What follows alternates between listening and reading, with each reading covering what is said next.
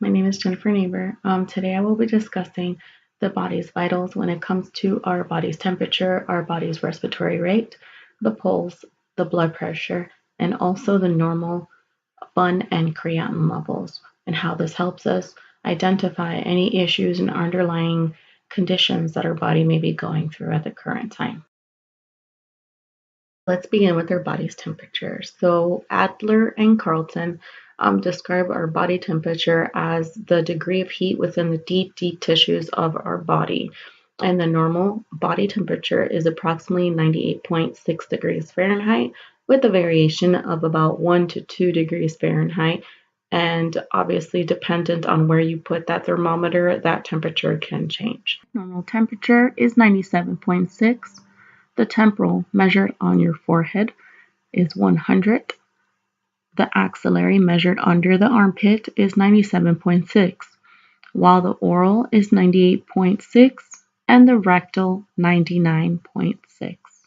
An abnormal high temperature is otherwise known as hyperthermia, while an abnormally low body temperature is called hypothermia.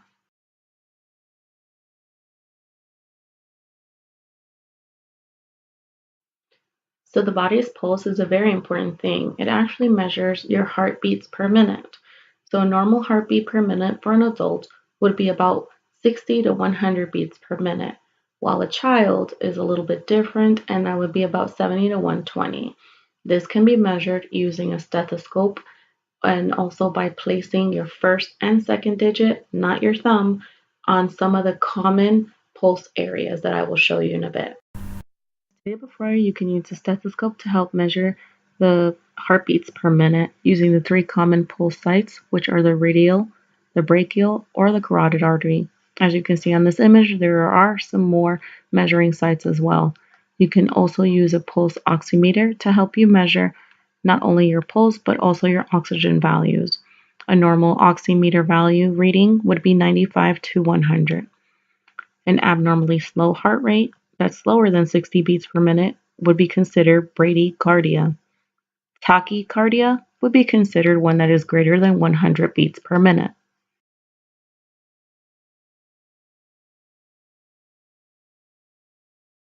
Respiratory rate measures how many breaths it receives per minute. This can be measured using a stethoscope. An adult's normal range would be 12 to 20 breaths per minute, while a child would be 20 to 30 breaths per minute. Orthopnea is when a person has difficulty breathing unless they are sitting up or standing erect. Apnea is spontaneous ventilation. Dyspnea, difficult or labored breathing.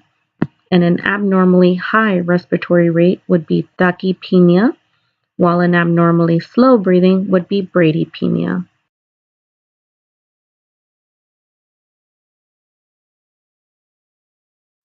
The blood pressure measures the blood flow and the exerted force on the arterial walls during a contraction and relaxation of the heart. The normal blood pressure is 120 systolic over 80 diastolic, and it is measured using a sphygmomanometer and a stethoscope as needed. Low blood pressure is known as hypotension and is recognized as blood pressure that is lower than 95 over 65. High blood pressure or hypertension is recognized as 140 over 90 or higher.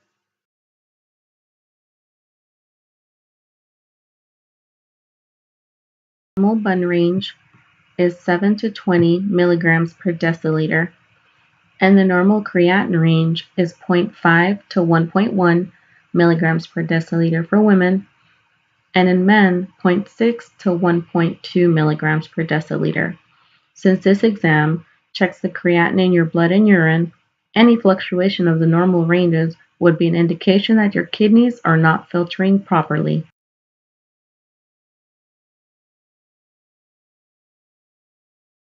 Glucose level measures the amount of sugar in your blood.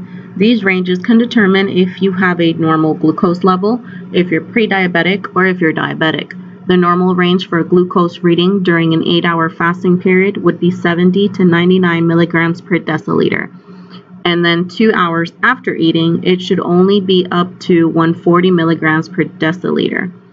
A pre-diabetic patient during the fasting period could have a level that is 100 to 125 milligrams per deciliter, while a diabetic, usually during the same 8-hour fasting period, could have a reading that is 126 milligrams per deciliter or higher, which would be 2 readings back to back, or even a random one that is greater than 200 milligrams per deciliter. Anything that is in the lower range would be hypoglycemic, and anything that would be above that normal range would be hyperglycemic. So I hope this video was a good recap for everybody on patient vitals and how important it is to know what is normal and not normal in order to react in certain situations and help save lives in the long run. Thank you for watching.